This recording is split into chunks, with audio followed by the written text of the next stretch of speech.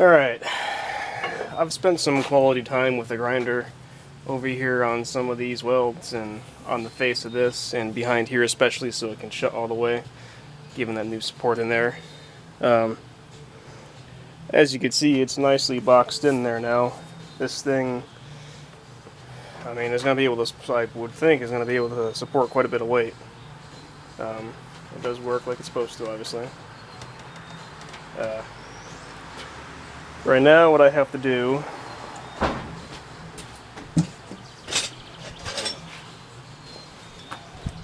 is figure out where I'm going to put my locking mechanism. So this is just a pretty basic plunger lock system that has to get mounted so that somebody can just come along and, you know, pop it open, swing it up, and then lock it back in place.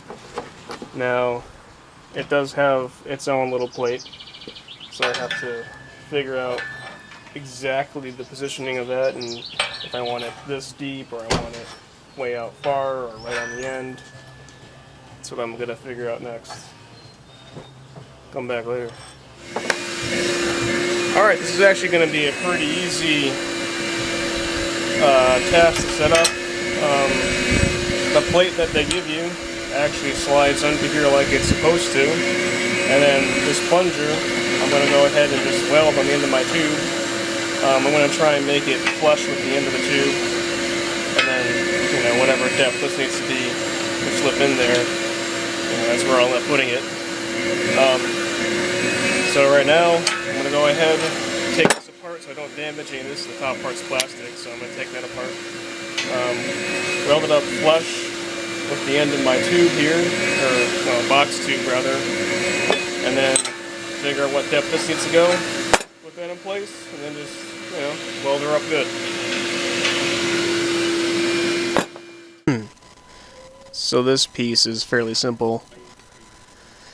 It just needed to get folded up in two 90-degree formations, as my hands demonstrate right here. Just like that. I just used the vise and a hammer.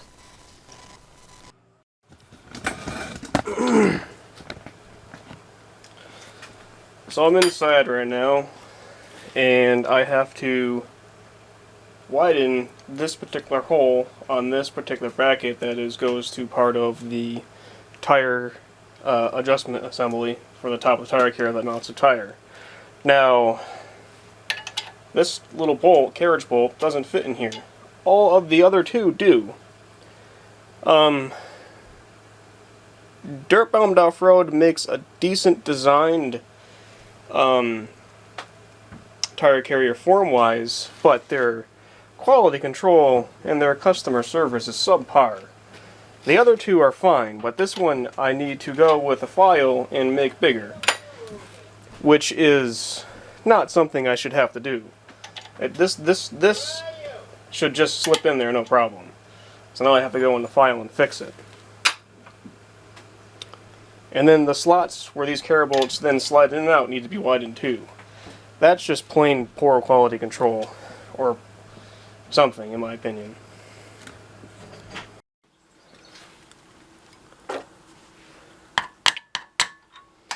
So, spending after time I shouldn't have had to spend hooning out the hole. My carriage bolt fits. It's unfortunate, Dirtbound Off-Road. You make such a good looking tire carrier, but you failed me on your quality control and your customer service. And that is why I decided to put my extra Ars Fabrication tab on your tire carrier.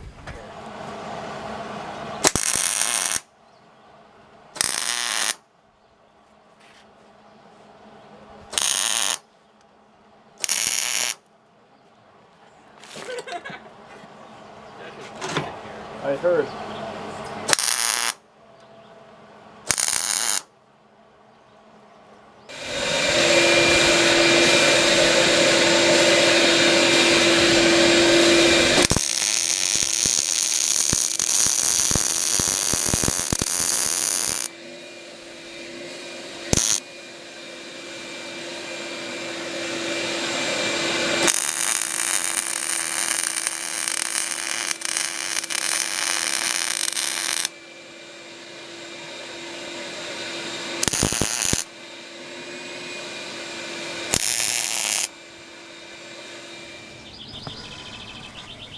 So apparently this tire carrier has two positions that you can potentially mount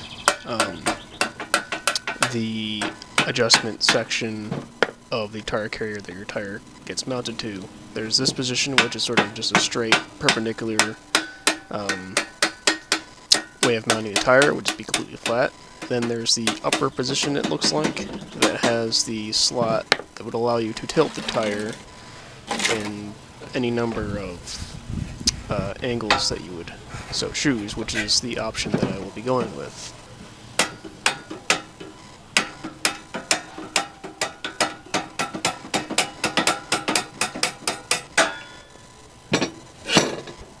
However, of course, the slots are too tight on both sides, as are all of the carriage bolt holes.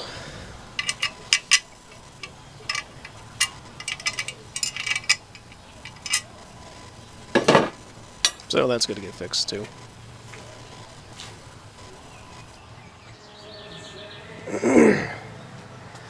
Good thing I was thinking, I completely forgot that you're supposed to weld in these seams too. So I have to quickly put this back together and do that. So there you have it, folks.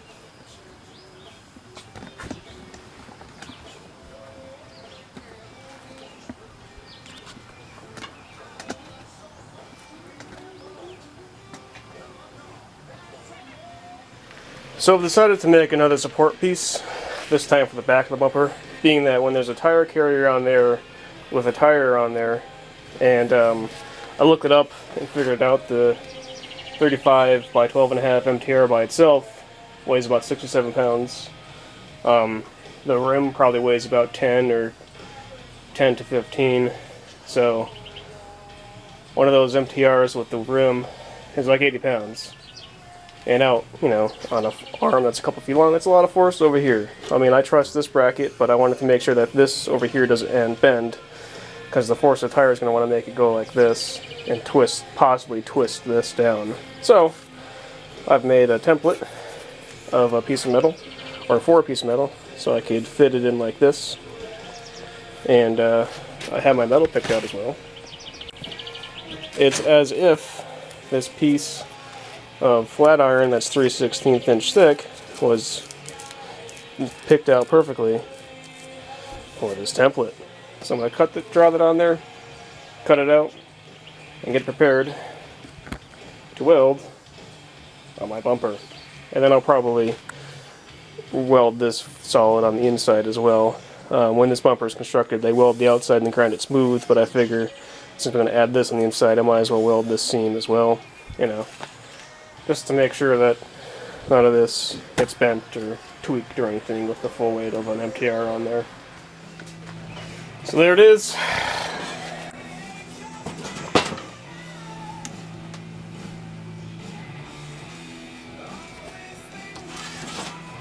I had already gone and ground some of this down and then touched this up a little bit more. I'm still shaping it so it looks correct. But that's it.